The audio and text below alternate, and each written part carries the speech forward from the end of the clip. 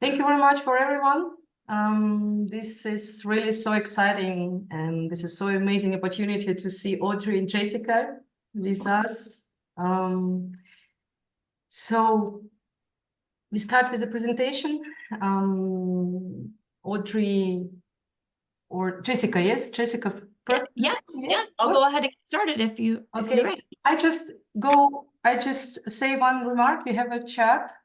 Chat is working, and if somebody has a comments or questions during the presentation, so feel free to put your comment and question, and we keep on tracking them. And if you want to say something, also just pop up or raise your hand, and you can participate in question and answers session afterwards. Anyway, just keep on going. Yeah, good. So Jessica, please welcome. Yes, thank you so much. Thank you so much. I just want to say thank you to Natasha and her husband for putting this together as well. Audrey and I have given presentations and talked about our journeys with our children, with their communication at different conferences and things, and always said that we're willing to help families. However, and Natasha reached out and said, well, would you guys be willing to do a Zoom and talk to anyone who's willing to get on and talk about it and tell a little bit more about your journey and take questions, which I think is an important part of it too. So we're happy to do that. It was just so nice of Natasha to put it together, and we really appreciate that.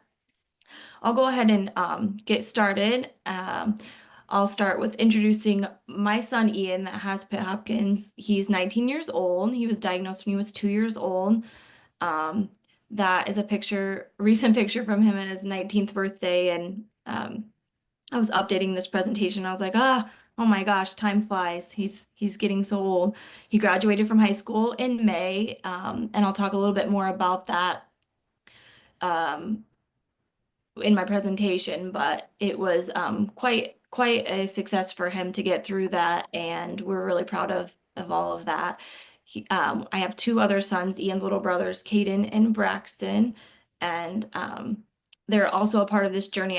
Always say it's a family's journey, because when you have a nonverbal person in your family, they really require and lean on everyone to be a part of the communication process for them.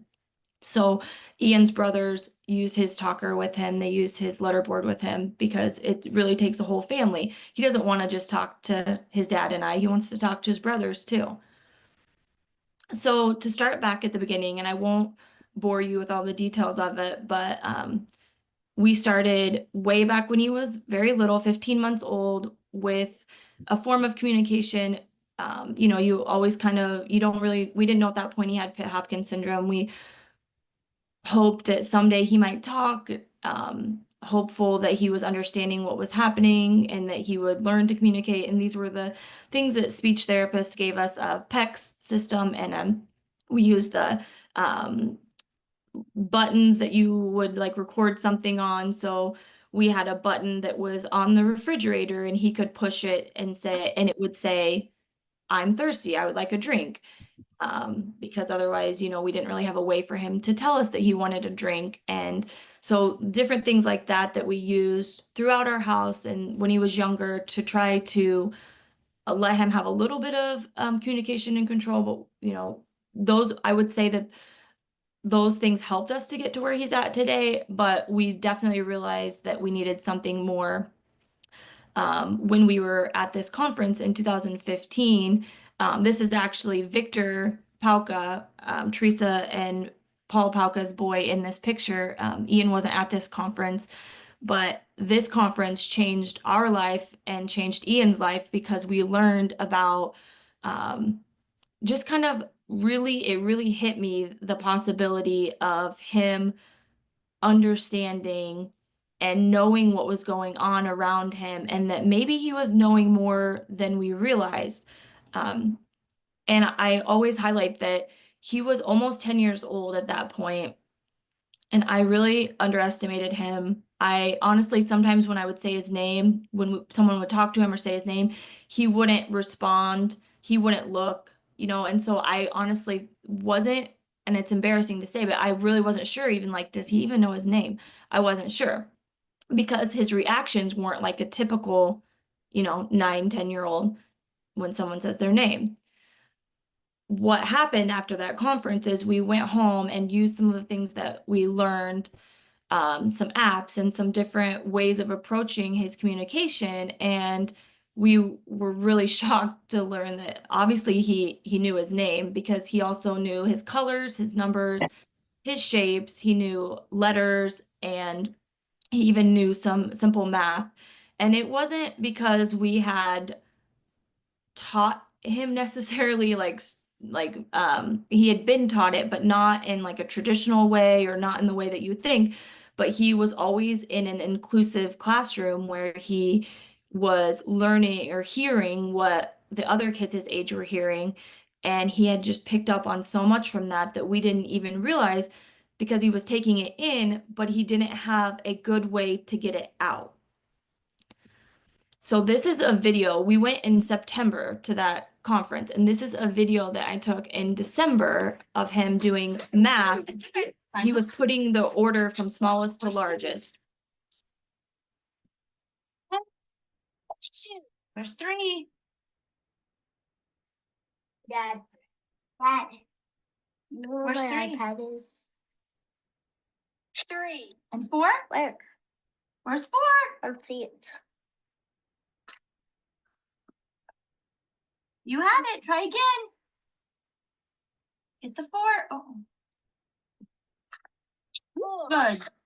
So I share that for, it kind of makes me crazy looking at that and all the chaos that was going around him, how he even was able to focus on that. His little brothers were asking questions and grabbing things, and I think about, you know, now I know that he needs like a much quieter environment, and you know that would have been helpful. At that time I didn't know that, but he was able to show that not because in 3 months or 2 months or whatever it was that he learned that, but because he already knew it and he would just had a way to get it out. He had a way to show us. And I also learned some things where before I was really pushing him and wanting him to go faster, realizing that, you know, our kids need more time and more response time to get things, you know, we can't just assume they don't know it. If I might have just assumed that he didn't know where that 4 was because it was taking him a while, but I gave him the time and he eventually showed me that he did know that. Here is another quick video. All right, Ian, are you ready to try this? Okay, here we go. I'm going to spell the word and you touch it on the screen of the iPad, okay? B-A-L-L.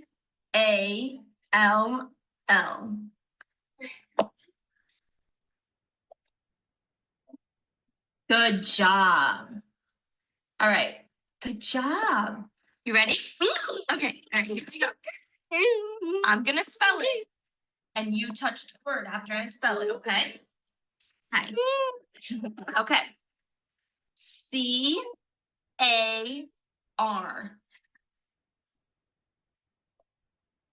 Good job, Ian. Good. Let's get it. D-O-G.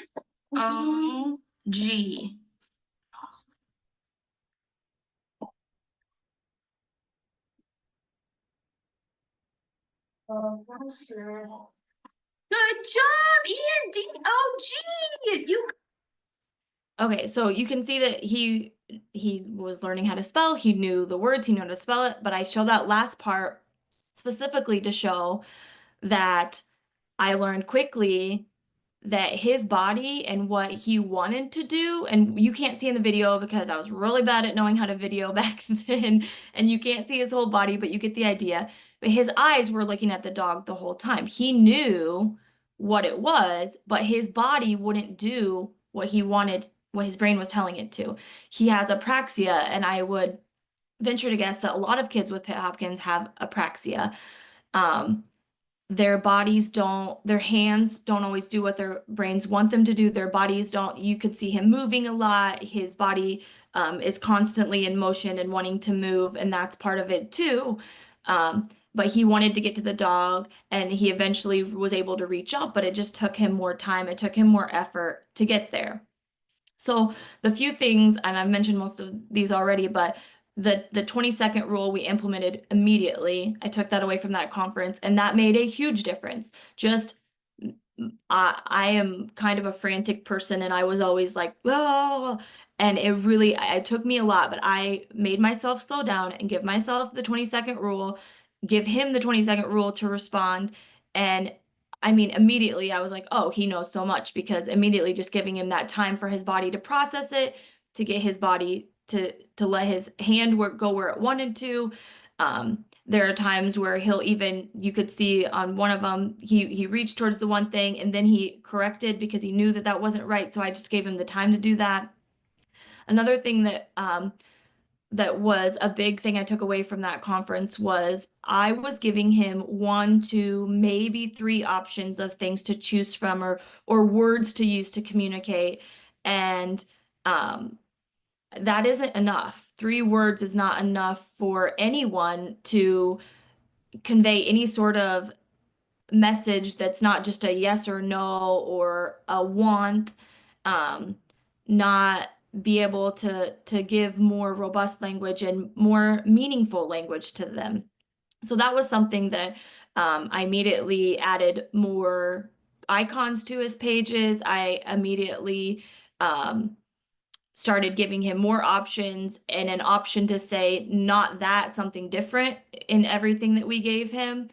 Like if the 5 things that were on there weren't the right thing, give him more. I know it seems like a lot, and it's like, oh, how are they going to choose from that? But you just want to go into it with the presumption that they can, as opposed to that they can't, because there's a lot more damage that's done if you say they can't than if you give them too much and you have to just take it slow and it doesn't go as fast as you think. I talked about apraxia. Another piece of that was the comment, and it still sticks to me today, even though it was so many years ago. They said, what if somebody took your computer keyboard and they moved all the letters around? How long would it take you to relearn how to type? And that stuck with me because it would be a nightmare. I mean, it took me years as a kid to learn how to type. I'm sure you too. So, um, putting together a page of icons and putting like the main words that they use all the time in the same place on each page, putting the icons in a place and leaving them there, not moving them around all the time, so that they're not having to relearn the motor planning to get their body, to get their hand where they want it. Finger isolation. He was not able to isolate his finger, which is obviously a huge part of this. They're pointing to the icons, they're pointing to the letters. So that is something that was something that we really had to work on, and I have some tips on another page on that. And then on that dog example, that was a learning thing for me, that sometimes they need like some support at their arm to help them to stabilize. You're not guiding their arm, you're just supporting it. You're just giving them feedback. I'm sure like Ian's very sensory seeker, and maybe your kids are too, that support, that pressure on their arm is helpful to them to be able to control, and takes one less thing out of their planning that they have to do. I'm not going to go over every single one of these things, but I'll definitely share my presentation with whoever wants it. At the end, I can send a link or something. These were the things that we did that helped him with finger isolation. We used food and music as the number 6, the app was really motivating for Ian. And it's a free app, but it has a music feedback to it. Food was a nice a motivator for him, so we used like little treats and ice cube trays. That was really helpful. He wanted to get those. So finding things that are motivating and fun for them to practice that. I think Audrey's going to talk about a glove that they used at one point for Calvin too that was helpful. So, but finger isolation is obviously important to that. So what Ian uses now, and has for a few years now, is it's not just one thing, although I will say his letterboard is what he uses most of the time, and I'll go forward. This is what his letterboard looks like. It's just in a binder, and we have them all over the house, and he uses them to spell out what he's needing to say or wanting to say. But he also has a Proloquo to Go app on his iPad, and there's a keyboard on there that he uses. There's an app, it's a free app. It's purposely, that is not a misspelling. It's DRWR, like a drawer app. And it is, I guess I can show you since we're on here.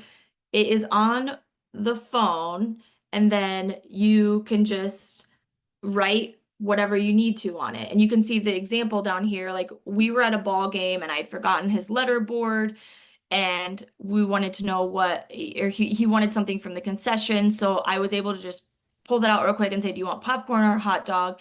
And he pointed to it, and I just wrote it with my finger on the drawer app. So that app I use a lot in like quick situations. And the yes no app is also one that I use just quickly in quick situations where I just need an answer really quickly from him and I don't have a letter board in where I can grab it real quick. I also have laminated sheets. I'm going to talk about one in a minute that specifically that was helpful, that just have options of words that he can communicate with. And then obviously just his body too. Like, if he's having a bad day, I don't make him spell out I'm having a bad day, just like you wouldn't anybody else, you can pick up a lot from their cues and gestures. And all of this together is his communication. And our goal for him is that he will be able to communicate using these ways with anyone at any time about anything. And the goal is independence, which is spelling to communicate. In this picture up here, he's doing a spelling to communicate lesson. And it is so that he can independently, without having support on his arm or anything, spell anything to anyone at any time. That's the big picture goal.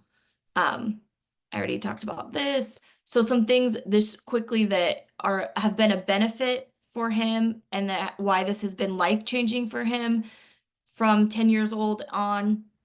His anxiety is so much better. His behavior, his biting, his hitting has gotten better because he has more control. This is one of the laminated boards. It's just a piece of paper that's laminated. It's real low tech. I printed off the computer. It's in our shower, and it's just a simple little thing that he gets to control how hot or cold he wants his water in his bath, in his shower.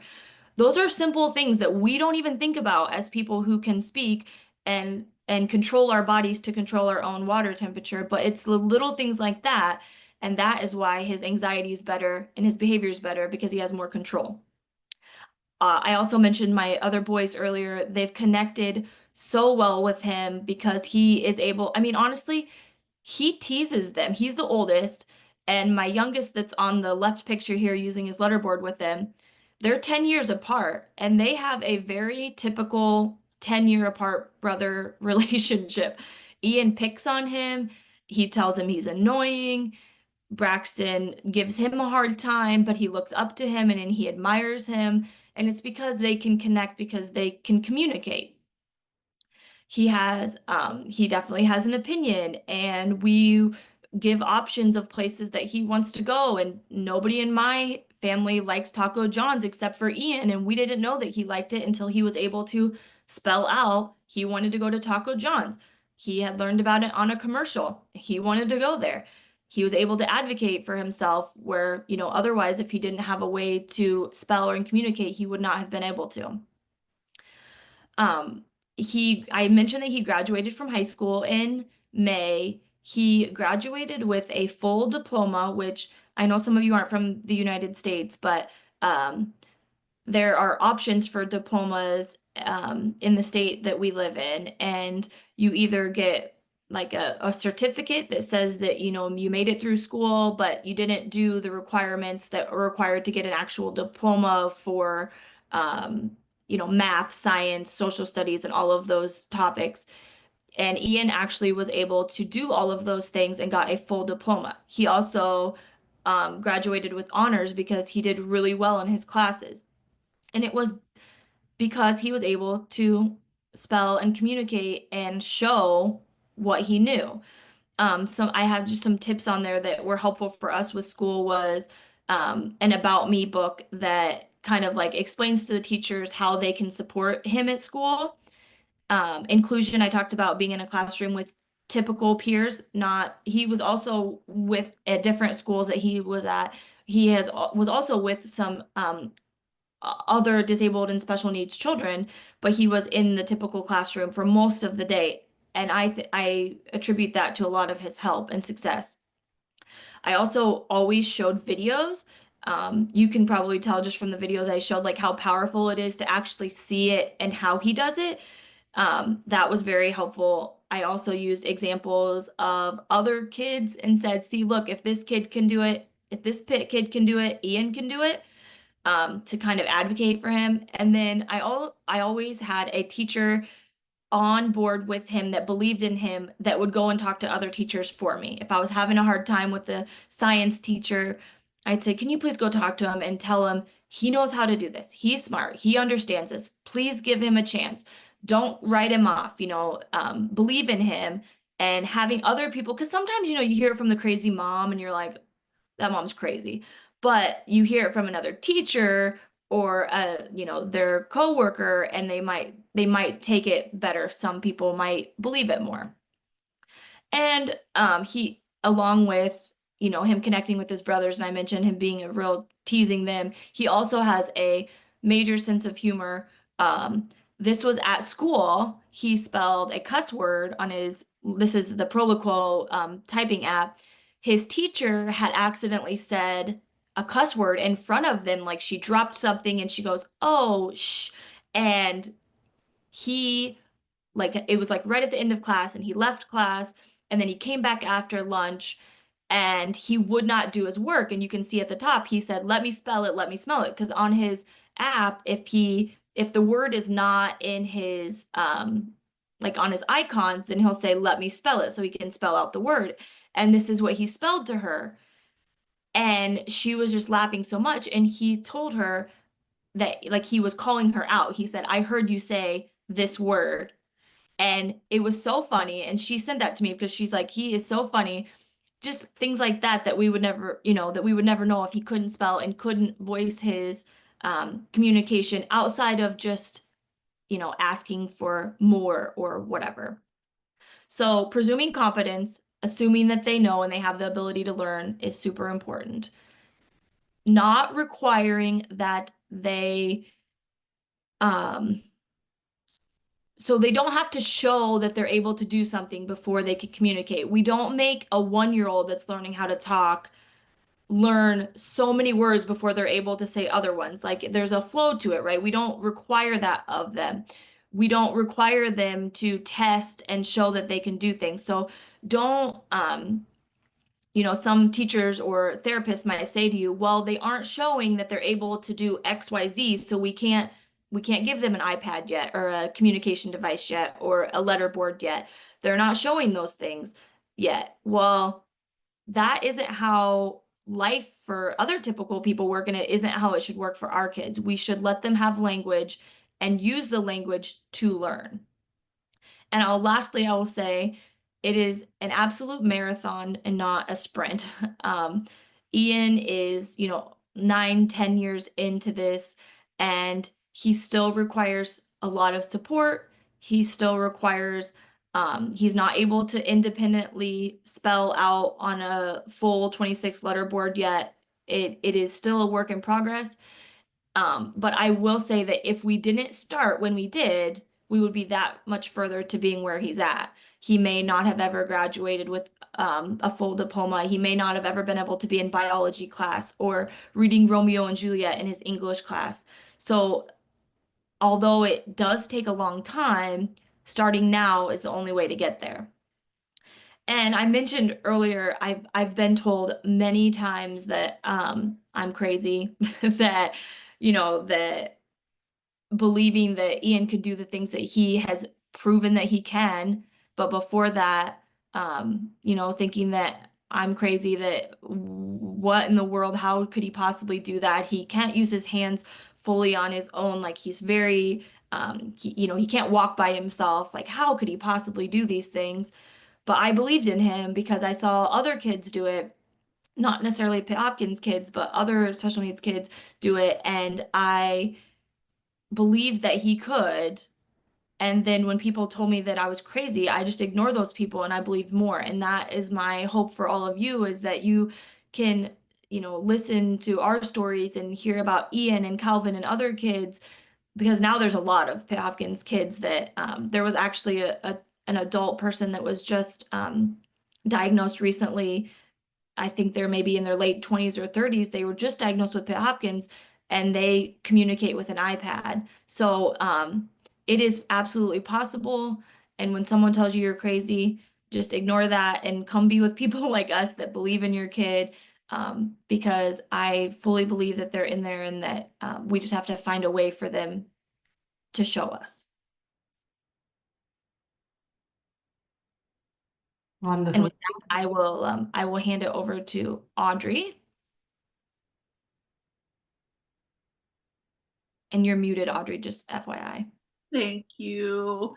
Thanks, Jess. That was amazing. I mean, I've heard that presentation several times, but it still chokes me up every time. It's really fantastic. It's funny because when we did that DC conference, that feels like that was our first conference that we did.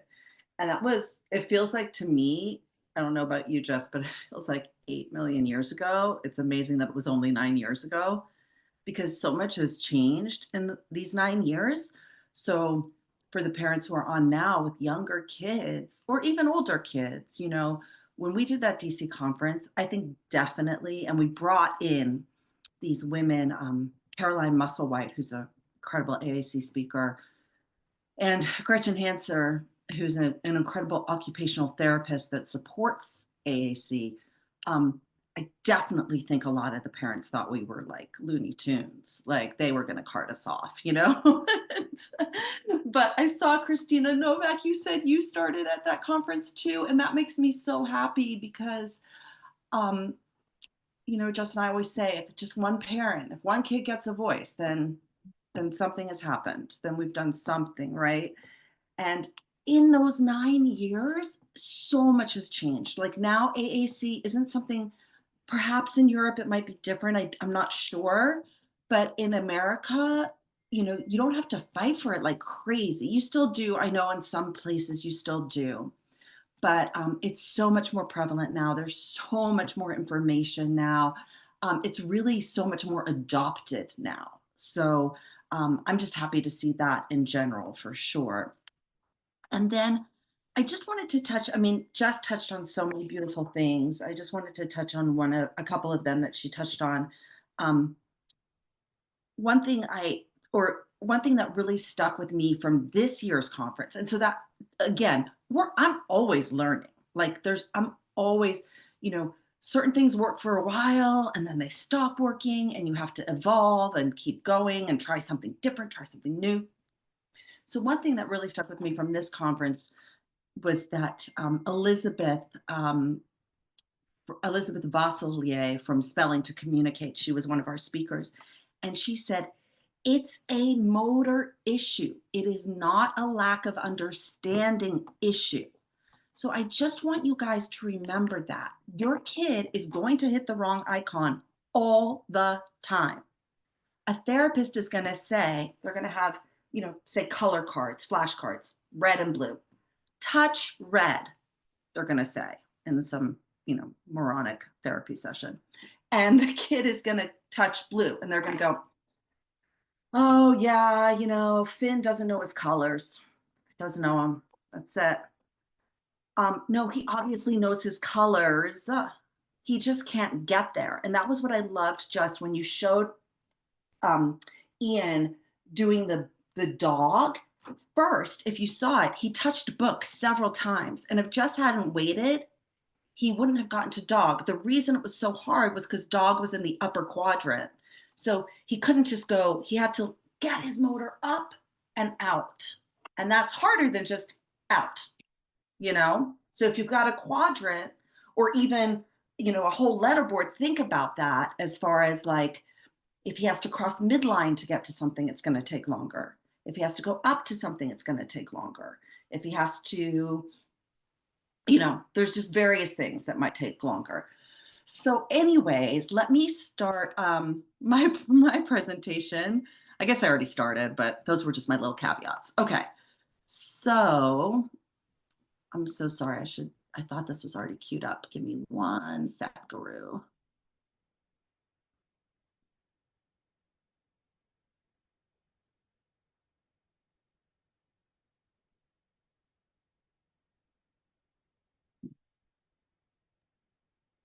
I think you just have to share first, Audrey.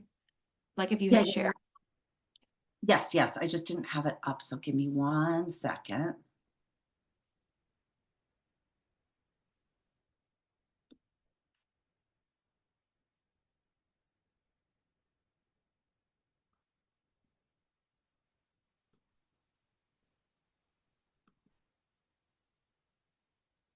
Hmm, Go. Here we go.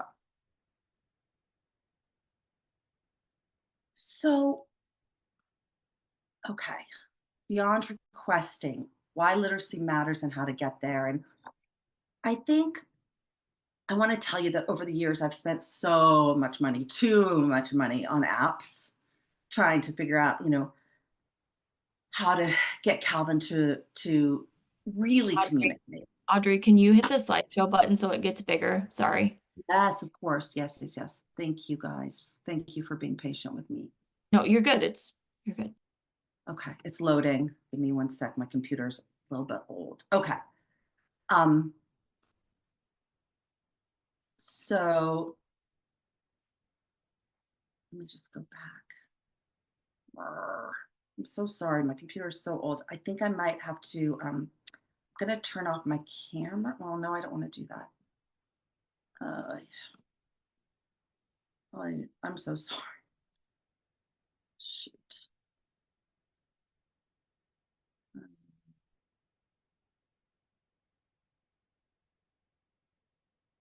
Okay, sorry. Okay. So anyways, I've spent so much money on apps and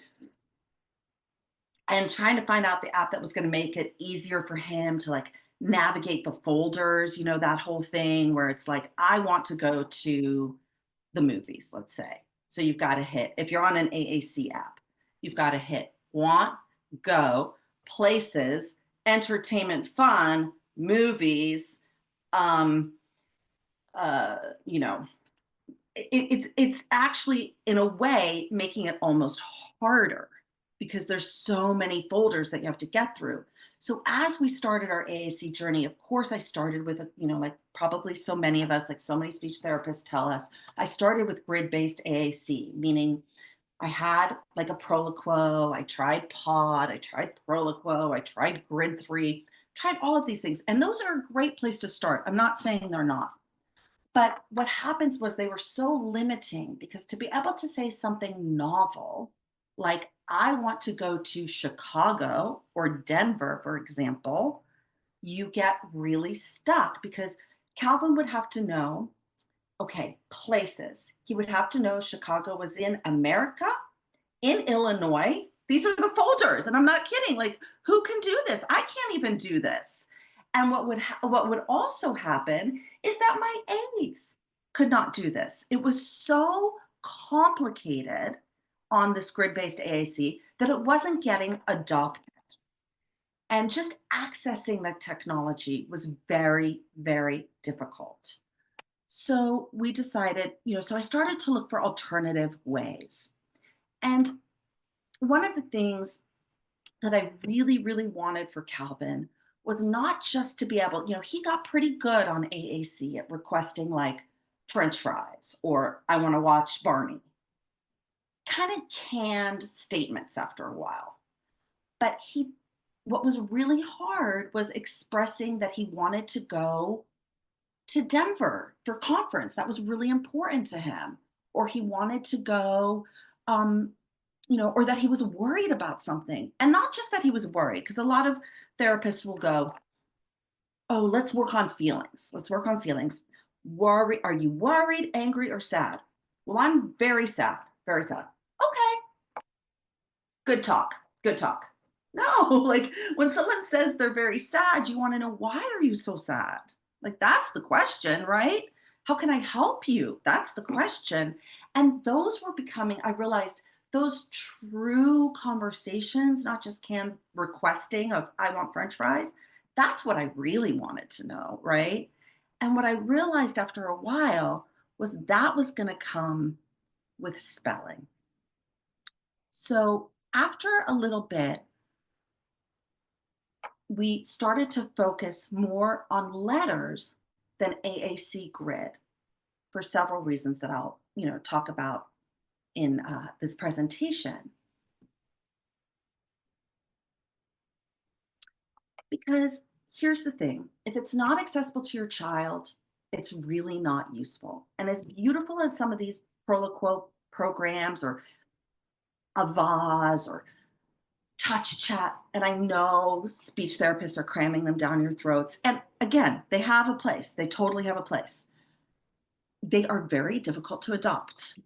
And if it's not accessible to you, it's really not useful. And if it's not accessible to the aides at school, forget about it, you know? So it's been a hard journey. I remember the first time that I went to see a person speak, the first time I was introduced to it, which was probably about the year before the DC conference, and an Angelman's mom, thank God for the Angelman's moms, these women. I mean, they're not as cool as Pitt-Hopkins moms, but they're still cool. But this woman, Erin Sheldon, she was on it. She was really ahead of her time. And I remember hearing her speak and kind of for the first time, me understanding that like, wait, Calvin might understand. And then I went home and just cried because I was like, how the heck am I going to do all this? How am I going to implement this? And there have been times where I've just been like, this is so difficult. I don't know how to do it. But after many years of trial and error, I feel like we're in a pretty good place now. So at times our AAC journey has driven us to this place. It's been difficult. But first I want to talk about motor planning, okay? So I would say in terms of motor planning, my son Calvin, who's now 13, is pretty impacted. I mean, he's very impacted, okay? And as the years have gone on, we've seen kids who, gosh, are really so much less impacted, than maybe Jess and my son. I think generally often in diseases like Pitt-Hopkins, probably the more severely impacted kids get diagnosed first. And then as diagnoses tools become better, like we see a lot less impacted kids. So like, I think of motor planning. So some of our kids have a pointer, right? And they're quite good at it. And they can maybe even hold their own iPad. And they can maybe even use their iPad quite well. Like they can get to Netflix on their iPad, and they can get to YouTube, and they can get in and out of apps. Now, my son cannot do that. But I have seen at conference, I've seen kids who can do that, okay? So, and I've seen autistic kids, maybe not Pitt-Hopkins kids, but I've seen a lot of autistic kids who have like, say, a grid AAC, and they can, go through it quite well. But that's generally not our kids. Now, oftentimes what I see with our kids more, if they're not severely, heavily impacted, like my son, they'll have like a decent level of motor function, and especially with preferred objects. So you can see, they can take their iPad, for example, easily get to Netflix, easily get to their favorite show, and everyone will think, oh, well, they have perfect motor planning because they can do whatever they want on when it comes to YouTube or when it comes to Netflix. But that's because it's a preferred item. So with that, it's very easy. But non-preferred items like having to spell, having to think of a letter, get to that letter while you're thinking of what words you want to spell, while you're thinking of what you're going to say, then the cognitive load and the motoric load gets much heavier. And all of a sudden, these kids can't get to their target as well. So I just want parents of those kids to be very aware, because what therapists will say is like, no, she doesn't know her letters. She doesn't know her letters. Look at how great she points to Netflix. She can point accurately. She can't point accurately to her letters. So I worry a lot about those kids because those kids will get dismissed Whereas, like, for instance, my son, who's so heavily impacted, people almost believe it more in a way because they almost believe that he can spell more than a way and that he needs support more than a way because he needs support even to get to Netflix on his iPad. You know what I'm saying? I hope that makes sense. But I just want you guys to be really aware of that. So it's just once you're talking about communication, the mental load gets heavier and it's harder to be accurate in your body. Like what Elizabeth said, it's not a lack of understanding, it's a motor issue. So what we found is a prompt on the arm can work wonders. Now, I don't know if any of you have ever done this, but for many, many years, Calvin could not stand. But if I just put a little finger on his shoulder, he could stand. Does anybody have that same situation or a similar situation? It wasn't even a heavy finger. It was just like, boop, he could stand. It's the same concept when you're putting a little finger on the arm. This really helps with accuracy. Now, this practice is controversial and people will get all up in arms about it. And I've been told that I'm a horrible person. I don't care because no one who has ever said that it doesn't work or that it's crazy to think that works has ever come up with a better alternative. And so until they do, I'm going to do what gets my kid to communicate. So when Calvin, I want to be very clear about something too. When Calvin communicates, we are on his arm, okay? He's not sitting here freehand pointing all over town, okay? We are on his arm like this, light touch, maybe 1 or 2 fingers on the forearm. Now, the idea is that eventually we'll get to the elbow. Eventually we'll get to the shoulder. And eventually we'll be off the shoulder. But that may or may not ever happen, okay? In the meantime, I need a way to know what is going on with him. So a prompt on the arm can work wonders. Also, you do need to get that pointer working, okay? Now, a lot of kids, and I know this was the case for Calvin, for Ian, it was a lot of slapping at first. It was like this. And what Calvin would even sometimes do, I don't know if any of your kids do this, he would try to use his nose because he couldn't get that pointer. But there are gloves that you can use, which really help with the pointer. This is just a picture of a glove. I actually took I didn't use this one. I made one. And it's very simple to do. You get like a kid's glove with fingers, not mitten. Oh, but I guess that could work. Well, no, because you need this finger. So you get a glove, right? And then you sew the fingers on top of these 3, okay? Velcro here, Velcro them down, okay? Then this is forced. It sounds kind of like I always hate forcing their body in positions, but it didn't take long for this to work once he realized, oh, if I isolate my pointer, I'm going to get to do all this cool stuff. Like I'm going to get to tell my mom I want to go to the movies or I want to go to the park or I want to watch Barney. It really didn't take that long. In fact, I would say of all the things he's learned over the years, that one came the quickest once we used the glove and showed him by using your pointer, you can communicate. I think it honestly took a couple of weeks. Now, when I talk about a prompt on the arm, I think I mentioned that it's controversial. People believe it's controversial because they think you're guiding your child or that you could mistakenly guide your child, like not like subconsciously. You're not trying to, but maybe subconsciously you're guiding them and kind of making them say what you think you want them to say. So we really employ best practices. And best practices, like Jess was saying, is that there's not just one person who works with him to communicate. I would say that I'm the primary person, but some days I don't know. And I'll be like, hey, Eric, that's my husband. Can you double check this? Like, I want to make sure he's saying the same thing to me and you. Or I'll tell my daughter, ask one of his caretakers to do it. So best practices is making sure that you have multiple partners who can verify what's being said. It's also having different ways to ask the questions to get the right answer. So sometimes I'll say, Calvin, what do you want to do? And he might say, go to the park.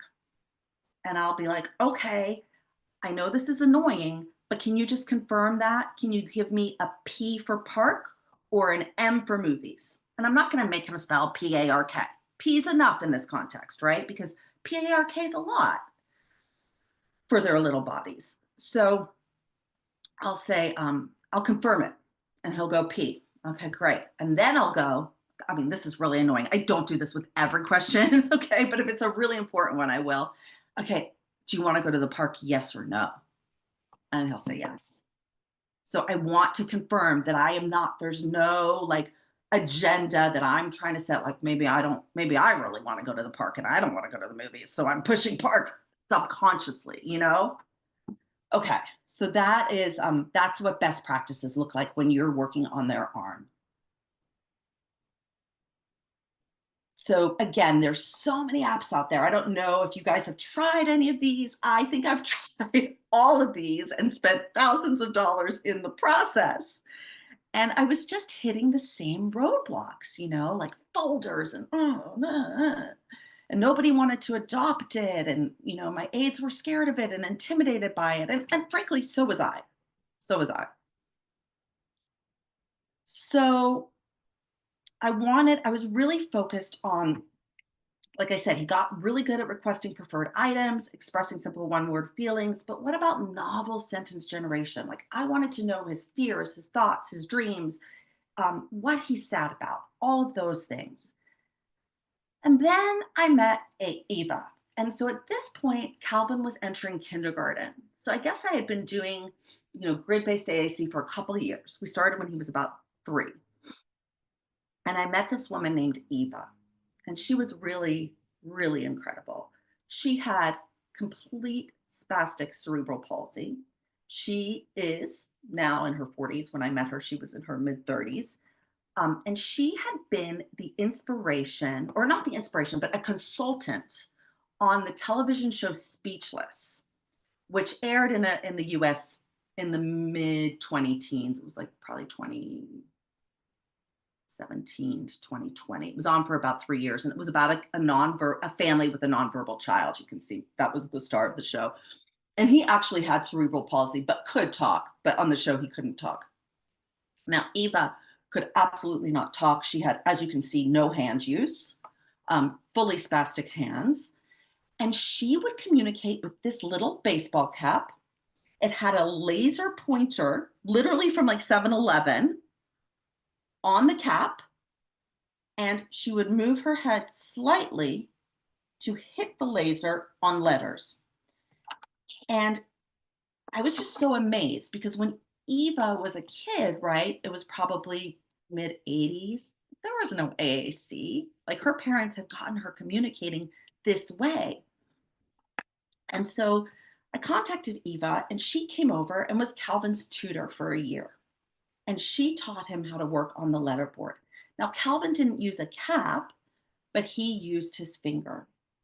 And Eva told me several things.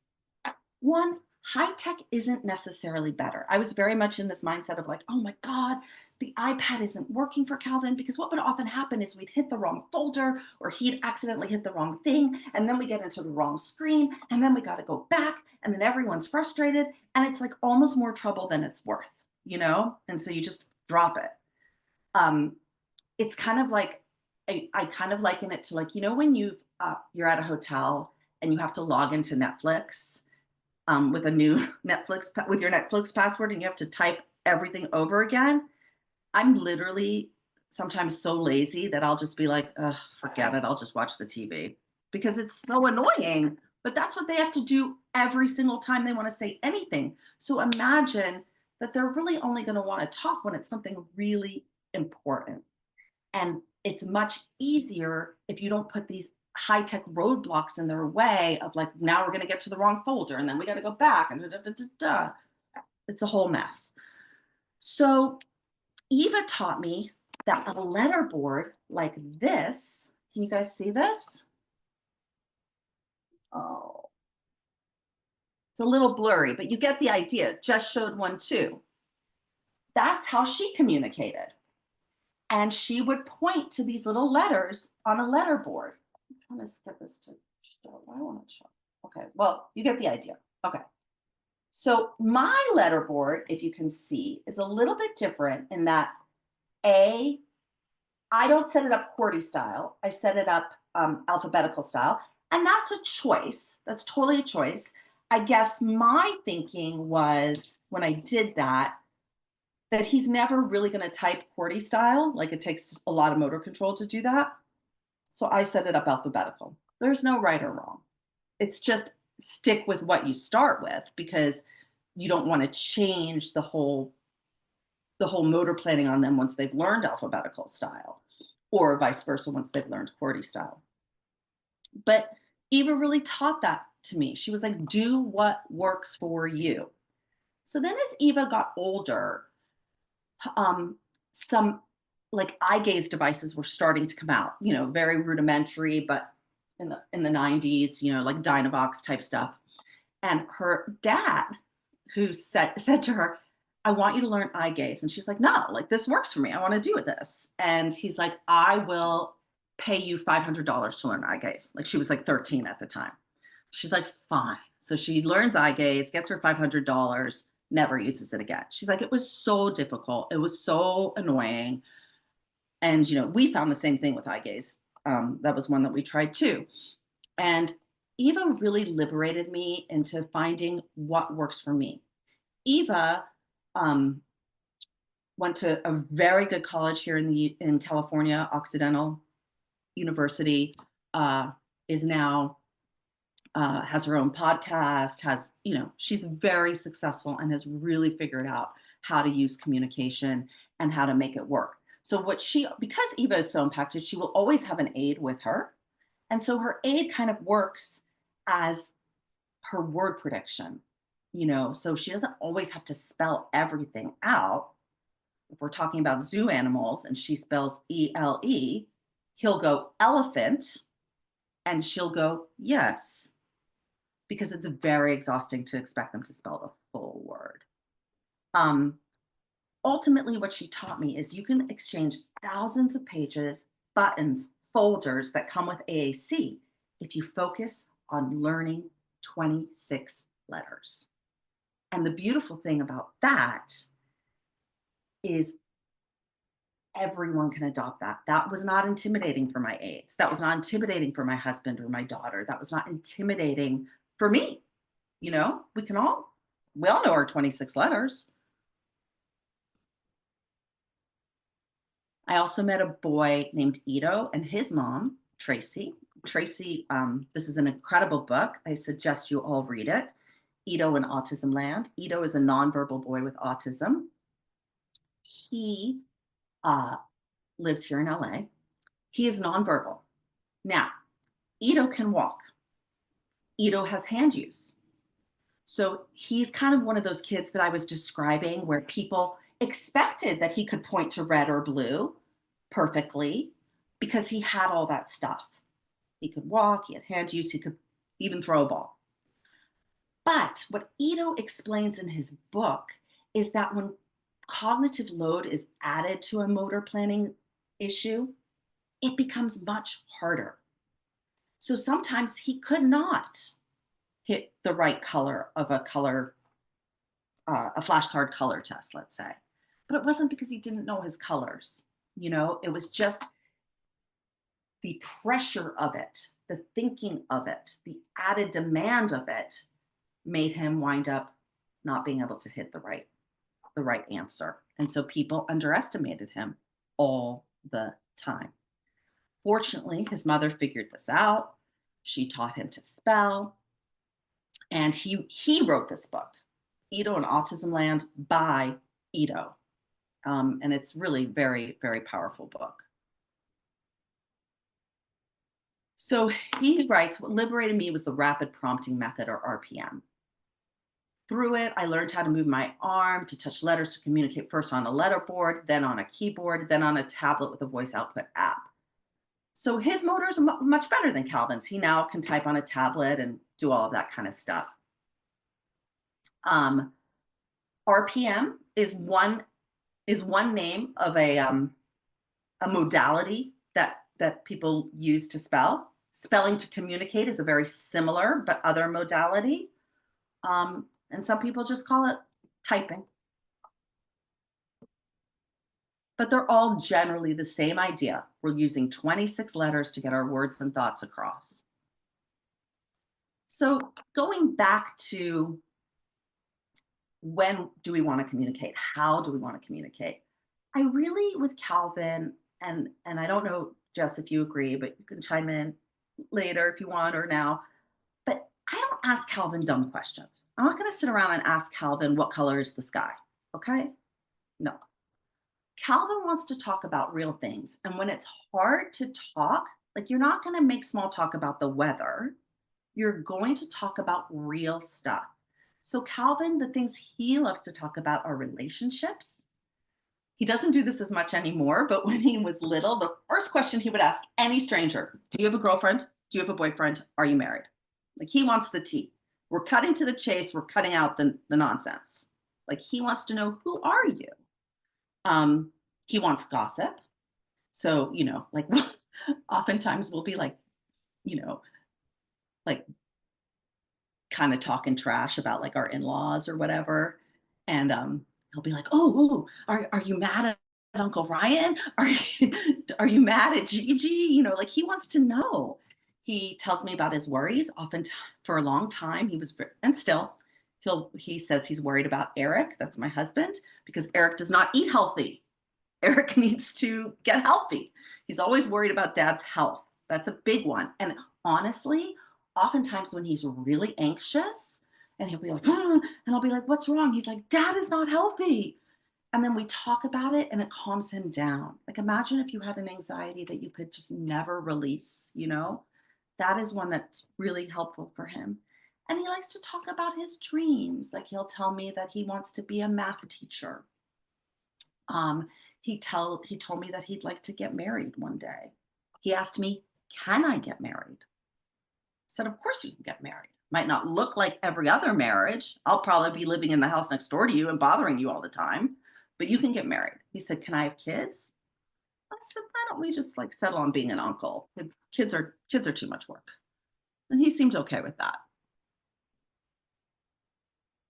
So even if you are using AAC, I really encourage you to start an alphabet, to have a page with an alphabet that they can go to if they need to spell something. And like Jess said, have a button that says, I want to spell or spell. And then that lets them know, let's go to the spell page, because not every word is going to be in that grid AAC. And truthfully, some of the words on that grid AAC like make no sense. Do you know what I mean? Like when you look at the pictures and this is thank you. Like what? Like, they're reading it anyways. Like that, who would think that is thank you? This is okay, awesome, and great. Like, you know what I mean? Like they know, they're reading, they're seeing those words and they know what they are. I mean, let me rephrase. I don't think a 2 or 3-year-old knows what that is, but I think a 7, 8, 9-year-old does. And if it is a 2 or 3-year-old, you can start working on literacy now. So one thing, going back to best practices, one thing we always do is strive for independence. So I don't know if we'll ever get there. I don't know if we'll ever fully get off his arm, but in therapy, what we have been able to convince some of his ABA therapists to work on, and we have to kind of word it sort of carefully so they don't have a little hissy fit, but we work on independence. So we make the letter boards bigger, like this, and they work. So with these letters, they're big enough that he can sometimes, not all the time, not 100% of the time, hit the letters on his own. So we're always working on independence. Now, the difference though with this is you have to ask closed-ended questions that you know the answer to. So this is more a therapy exercise. It's not a functional communication tool, because who's going to sit there and like take this long to spell when you're starving and you want to know if the kid wants French fries or cauliflower? We're not going to do that in that scenario. But this isn't a therapy scenario. Say you're reading a book, okay? And you're reading The Cat in the Hat, blah, blah, blah. Then you stop and you ask a question. What was the cat wearing on his head? So this entails flipping to the right letter, and he's going to hit H. Then you flip. He's going to hit A. And then you flip. You get the idea. We do that not for functional communication, but to promote independence so that hopefully one day I'll be able to get off his arm. Because my ultimate goal is that he's independently communicating and that everyone believes in him and no one questions that I'm guiding him or Ouija boarding him or putting my agenda on him. And as you can see, we started with a 3-letter board like this. And then when we got pretty good at that, we went to a 4-letter board. And then the idea is when we got pretty good at that, you go to an 8-letter or a 6-letter. You keep making them smaller until you get to a functional letter board size, and he can do it on his own. Okay. So this is independent. This is on his arm. Independence-wise, Calvin is still at a 4-letter board and has been for about the last 5 years. That's, that's how slow it goes. So I think we already kind of covered all of these hurdles. Swatting the iPad. If they're just swatting, you got to work on that pointer. Lack of caregiver adoption. It can't just be mom doing this. Can't just be dad doing this. It's got to be everybody, including caregivers. And that is one of the reasons why I really do appreciate the letter board, is because everybody can do that. It's not intimidating. And of course, the motor issue, and that's practice, practice, practice. So I just kind of wanted to run through a quick 10-step starter plan that really helped me get going. And hopefully, maybe it will help you as well. I'm just going to go through it quickly because I know we're running late and I want to have time for questions. But 1, make a low-tech board if you think it'll be helpful. 2, this is how you start with the low-tech board. You start with yes, no, okay? So down here, I'm so sorry this is blurry and I'm not getting it well, but this is yes, this is no, okay? Red and green. Start with a yes, no game. So maybe you say something like, questions with an obvious yes, no, okay? Now, I always phrase this like, Calvin, I know you know the answers to this, but I just want to teach your new aide how to work the board with you. So I'm going to ask you some stupid questions that I know you know the answer to. Is the sky blue? I'll only ever ask him a question like that with that preface, okay? And he'll say yes, yes, okay? Is your mom's name Strawberry Shortcake? No. You can be silly, especially if they're little. Is your dog's name Poopy Pants? No. Is your dog's name Stella? Yes. And then you get to see them practicing yes, no. Start with yes, no, and get a feel. Then go to the letter game. The letter game it's really not a game, it's just more functional, is start with like something that's really preferred for them. For Calvin, that was always TV, still is. Do you want to give them a choice. Do you want to watch Yo Gabba Gabba or do you want to watch Barney? And you're modeling the whole time. Give me a Y for Yo Gabba Gabba. Give me a B for Barney. Then slight support on the arm, see where they go. Now, B is way higher than Y. He might hit in this area first. Give him a second because he might be trying to get up there. You know what I'm saying? Then verify it. You hit B, is that right? Yes. You hit B, is that right? No. Okay, let's try again. These are just some fun literacy apps, which I can, I'll share my plan with you. I'll share this with you and you guys can, this like for a year, we would just like watch Brill Kids while he had breakfast. That was our breakfast video. Great literacy.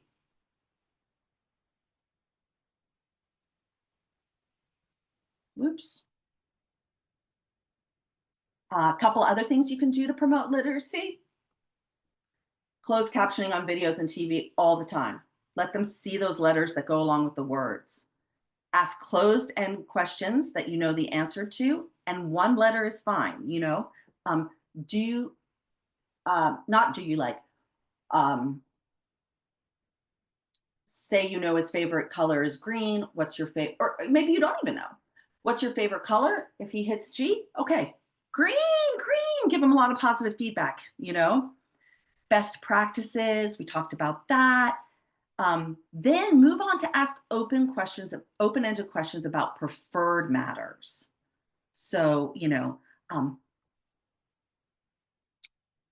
who's your best friend at school? No. Oh, H. Haley? Oh, Haley's your best friend. Yeah, I knew that. Yeah. Be fun, but be age appropriate. So, you know, if they're little, you can be super silly. If they're older, you can still be fun, but please don't treat them like a baby. And strive towards independence. So my key takeaways are very similar to Jess's. Presume competence, do what works for you, and literacy is as, if not more important than a picture grid. Okay, and that's it. And here's some resources. So I'll share this with everyone, or Natasha, hopefully you will.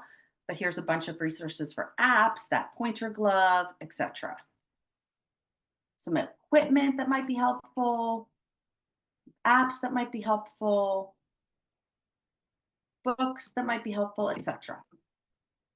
But now I want to open it up if anyone has questions. Wonderful. Thank you very much. So this is so insightful and really, if somebody has a question. So there was one question from Vicky before what we wanted to put at the end. In the context of iOS 18 eye tracking, if somebody used this already. I haven't used it. I saw it, that it just came out with the new iOS, and that was really exciting for the accessibility features that they're adding to iPads. I think is amazing. I think Audrey touched a little bit on eye tracking in general. Ian's never done eye tracking, but what I will say that I've talked to several parents that have tried it. I know there's some that have been that like it, and it's been successful for them because their children have more difficulty with using their hands. If your child is one of the biggest, I mean, I think the biggest hurdle I've heard that most people talk about is that if your kid is not wheelchair bound, if they are moving around, even though even if they can't walk around independently fully, but they're moving from chair to chair, or they're, you know, not just stuck just sitting in a wheelchair all day, I mean, that you have to recalibrate it for their eyes every time. So I think that's a big hurdle that would be difficult for a lot of our kids, or just the amount of movement that our kids move a lot, that the calibrating is an issue for that. So I don't know if the iOS 18 has a different calibration than that, but that's one of the biggest hurdles I've heard for eye tracking. And I know, Audrey, like that was one of the issues with Calvin using it, right? Yeah, I mean, I have to say, and not to like be Debbie Downer, but I have yet to meet a Pitt-Hopkins family that uses eye gazing in a meaningful way. I'm not saying that you couldn't get your child to request a few things on eye gaze, but it is very hard. And if you have ever tried eye gaze yourself, wow. I mean, I did it for 10 minutes and I had like a headache, number one. Number two, yes, the calibration is very difficult. It gets off all the time, like the calibration's off and it's not calibrated to your eyes. I've yet to find one that's not, yes, Christina, that's not clumsy. And then the other issue that happened for Calvin is, here's the thing, our kids do have hand use, okay? So some dumb ABA therapist was like, okay, well, what we're gonna do to teach Calvin eye gaze is we're gonna hold his hands down. We're gonna limit his hands so he'll just use his eyes. And I thought, that seems weird. Like, we want to promote hand use. That's so important. And our kids do have it. They might not have the greatest hand use, but we can use what they have and try to hone it to get better, rather than trying to put this really difficult, very clumsy, technology-based, option in front of them that's really, really hard. I'd rather work on, like, give them, let's work on honing their hand use instead. I'm just seeing some other questions, and one that Christina asked, how do you overcome objections to spelling to communicate when it comes to teachers and service providers? So, Christina, we never call it spelling to communicate. We say, I would like to put a goal in his IEP that he, with a slight physical prompt, you have to talk their language, with a slight physical prompt, I would like him to be able to spell a 3-letter word. Or I would like him to answer yes, no questions. He's going to meet that goal in 2 seconds with a slight physical prompt. If you want to do, and then, as he gets better at it, with no physical prompt, I would like him to spell a 3-letter word on a letter board. We're not going to call it, an RPM board or a spelling to communicate board, or you can even call it, what's the word that Gretchen Hansard used to always use? An alternative pencil. OTs love that. An alternative pencil. Just speak their language. And I think they will adopt it a little bit better. And I will say too, with my husband's job, we moved and Ian was in like 7 different schools, which, that's a nightmare, taking your special needs kid and reteaching teachers every time. And I had a couple that pushed back, but for the most part, when I went in there and talked to them and showed them, like I said, I showed other people's, like, you could use a video of Ian, I don't care, use whatever you need from us. And said, like, look, this kid's doing this, or this kid is able to do this, using those stories, then they got a little bit more buy-in. By the time we went to our last school, like the teachers all were like, oh yeah, if it's work, like once we could prove that or not prove, but like once that we could show that other people had done it, and then he was able to show some growth, it didn't take much before they're like, we don't care what words you're using, we want to use what works for him. So I think most people are well-intentioned. There will be people that aren't, but most people are well-intentioned and want to help our kids. Thank you. Rachel? Hi. So Peyton is in grade 2 this year, and I find the school has been really great with communication, and she's definitely showing a lot of understanding this year and a lot of growth. They just started AAC with her. We're just trying to figure out the best way for her to be able to communicate, because until now she really hasn't had anything other than like knowing her behaviors. But is it a bigger struggle learning how to spell, did you find, or is it like they're in class and they're learning what other kids are learning, like spelling cat or whatever? I would say if she's in an inclusive classroom, she knows her alphabet. Okay. You know what I'm saying? Like, they've been learning it since preschool. A, B, C. Now she's 6 or 7. She probably, I would maybe go down a couple of years. Maybe she's at a kindergarten level of spelling. Maybe she's not.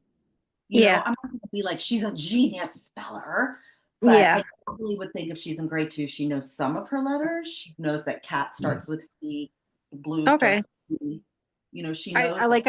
I'm definitely guilty of underestimating how much she knows and how smart she is. We all are. And I always say, you don't know until you know. I always told myself that, because I would cry every time I thought about it. And I was like, until you know better, you can't do better. And then like, okay, this is a possibility.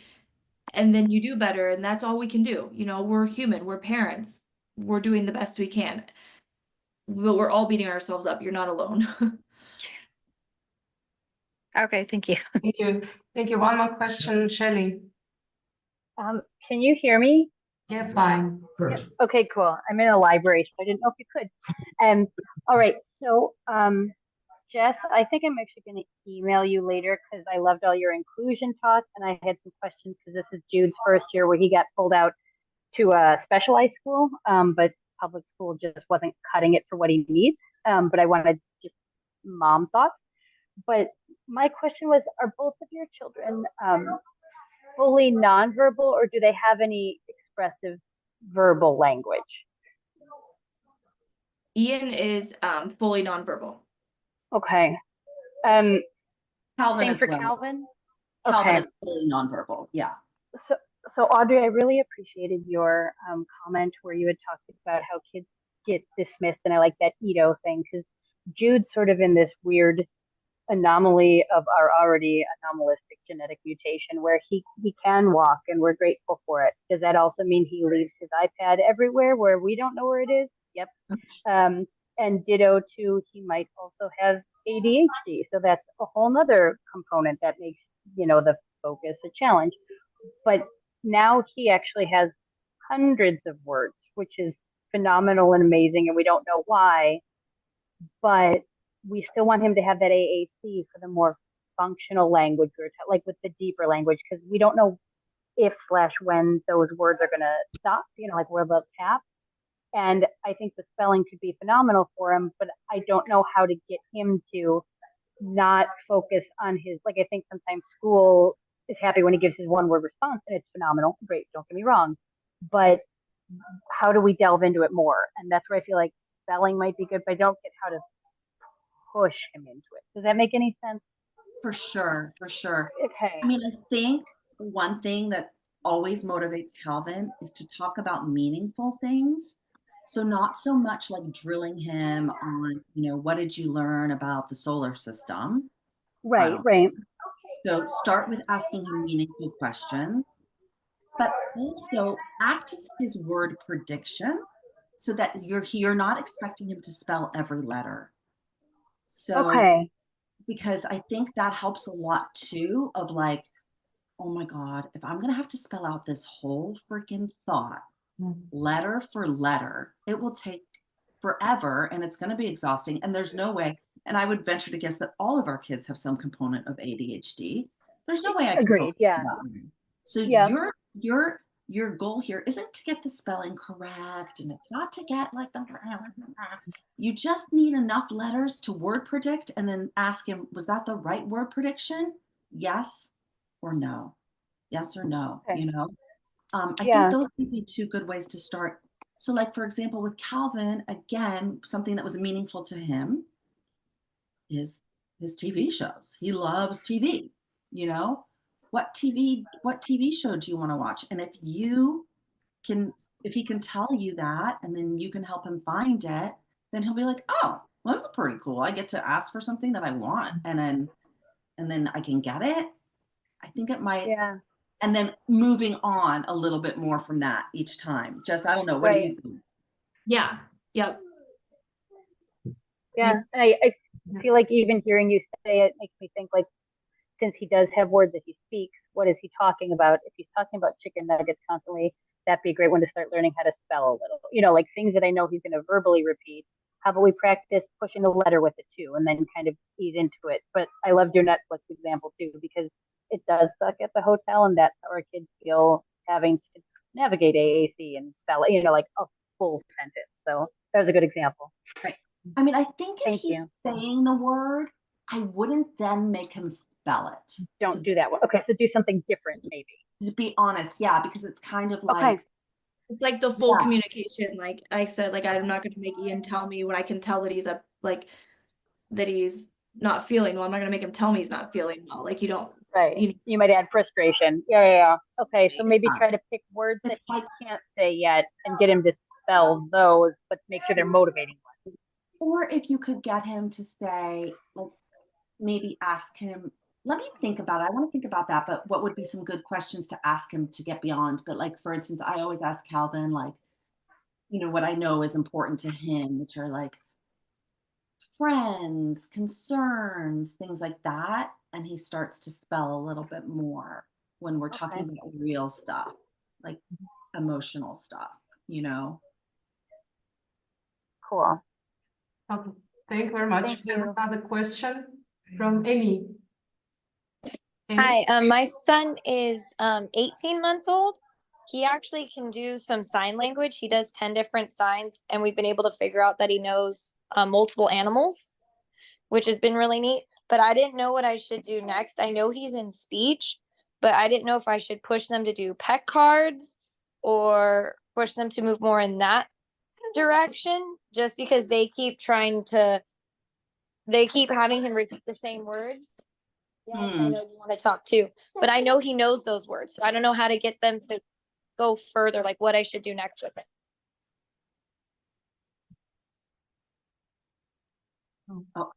Well, Jess, do you want to take that one, or do you want me to take that one?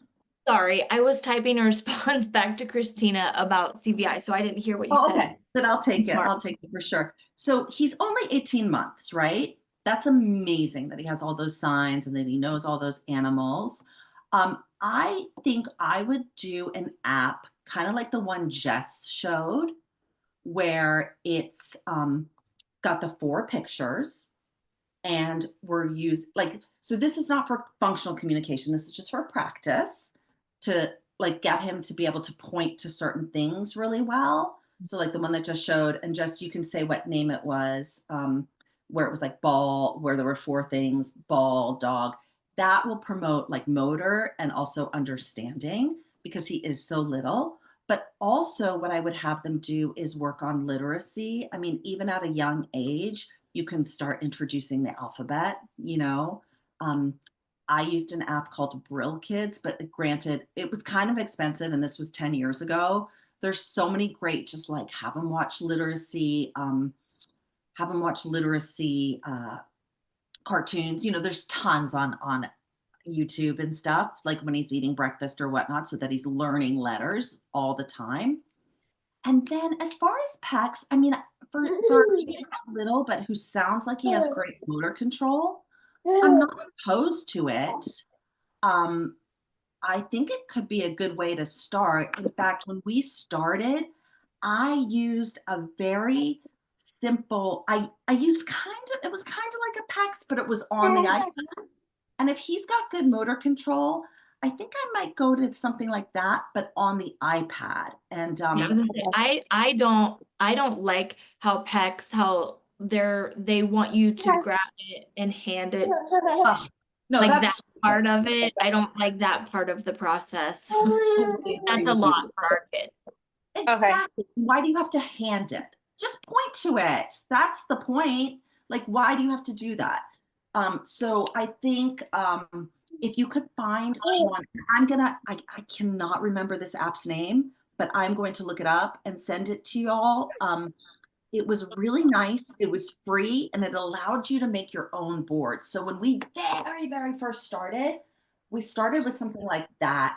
And it was like I would make boards of all of his favorite shows. So it would be like Yo Gabba Gabba, Barney. There was like 12 shows on there, you know, and he could point. I'd make boards of his favorite foods. And that when they're that little, I think that's a really good place to start. And they don't have to like pull off the card, hand it over. Not functional. What's functional is getting your idea across as soon as you can with the least amount of effort. Point to what you want. Okay, yeah, because he does point, like if I give him options of stuff, he'll point to like what shirt he wants, or he'll point to like what food if I give him snack options. So we're getting pretty good with that. So I'll just start making him some boards and we'll do that. And then I'm a teacher, so I have a bunch of ABC stuff. So we'll And make start it there. a little bit bigger each time, you know? So you're not Okay. just choosing from 3 things. Give him like 6 shows to choose from. Because Okay. we want to encourage that motor planning of like, I'm choosing from a field of things. Okay. Okay. Thank you so much. You're so welcome. Thank you very much. So we have some questions in chat, but Jessica started to answer it already, yeah? Yeah, I was just trying to, I know we were running out of time. I was just trying to take the ones that I could. I do want to mention about the CVI though. Christina asked about the CVI. I put a website in there. Audrey and I talked with this lady, a couple ladies there, that had such good ideas that we both went into it thinking like, this is kind of I won't speak for Audrey, but I was like, my kid doesn't have this, like whatever. And I walked out and I was like, every kid has this. Every kid has CVI. Like every Pitt kid has this and needs these or adaptations to their adaptations to their things that will help them to be more successful. So I don't know that every Pitt kid does have it, but I definitely think that the website and that lady had some really great ideas on ways to like accommodate some of the letter boards and the different things at school. She had just some really great ideas. So I would recommend reaching out to her for ideas specific. I'm not like super versed in that because we just talked with her this year and Ian had already gone through all of his school without it. So I'm not as familiar with that, but I would definitely recommend checking that website and that lady if you have questions on that. Yeah, she was really good. One thing she did say that I remember slightly, Christina, was she mentioned, and I haven't done this. I mean, I haven't found the need to do it because I think Calvin does have, once she started talking, I was like, oh yeah, Calvin does have CVI, but he's okay with his letters. But she talked about contrast. So you definitely like maybe a black background with the letters is even better, to really see that contrast if you feel like the CVI in your situation is quite severe. Yeah. Okay, thank you very much. So actually no question more in chat. Yeah, all answered. Yeah, wonderful. This was so incredible. Thank you very much. This is so amazing stories and so many insights. This is just wow. Really. I'm gonna put Audrey. I just put Audrey and my email in the in case you didn't have it. Probably everybody on this chat already has it, but in case you didn't, that you can email us if you have questions you think of later or whatever. And yeah, we're happy to help. And if we miss any, I tried to read through them, but hopefully we didn't miss any. They also prepare records and yeah, presentation. If you can share also presentations with participants, I guess. Yeah. Audrey, Jessica, yeah. I just had a quick question. Who was the mom who was asking about with the 18-month-old? What is your name? This was Writer. Amy, no? Amy? Yeah, Yep. Amy. Yeah. Okay, and then who was the mom who was asking, whose son spoke a little bit, who spoke like 100 words? Shelley? Sontag, yep. Shelley Sontag. Okay. All right, I just wanted to forward you guys some information too. Mm-hmm. Okay. Also, I guess, Beautiful. Yeah. Perfect. Okay, thank you guys so very much. Thank you again, Natasha. This is great. Thank you guys so much. Really appreciate it. Yeah. Hopefully we do like a maybe series of webinars in future and maybe just small talks with families, and it would be fantastic. Yeah. Yeah. Dive into it more and be able to answer more questions and troubleshoot with people too if they're having issues. That's always helpful too. Wonderful. Rachel? Thank you. I just wanted to say thank you. I'm really excited to implement some of these changes, and I'm hoping to share the link with Peyton's education assistants at school, because they're really pushing her this year to kind of come out of her shell and show how much she knows. So Thank you. Amazing. So good to hear. Yeah, and I give full permission to share anything. Ian has a Facebook page. It's called Inspired by Ian. And I am terrible about posting on there, but there's a ton of stuff that I posted when he was younger that might be helpful videos. And I'm not like saying go like the page or something like that. I'm just saying there's videos on there of Ian doing things that you could share, like of him spelling and things that you could share with your therapist or your teachers to show them that like, hey, this is possible, if that's helpful. Yeah, we definitely like our Peyton no longer sees speech therapist now that she's in school. We tried to get them to go to the school this year, but there's just such low capacity, or like there's just, we're up in northern Canada and it's hard to get people even to come up here to live. So Yeah. we don't have specialists that are consistent, but this year I find that they're really, really doing a lot for Peyton. So I know that they'll be excited to see some of these tactics and stuff. So Great. That's great. Wonderful. Thank you very much. So have a nice day and also weekend, and hope to keep in touch. And yeah, Okay, sounds great. Thanks, Natasha. Have a great day all. Hey, everyone. bye bye. Bye-bye.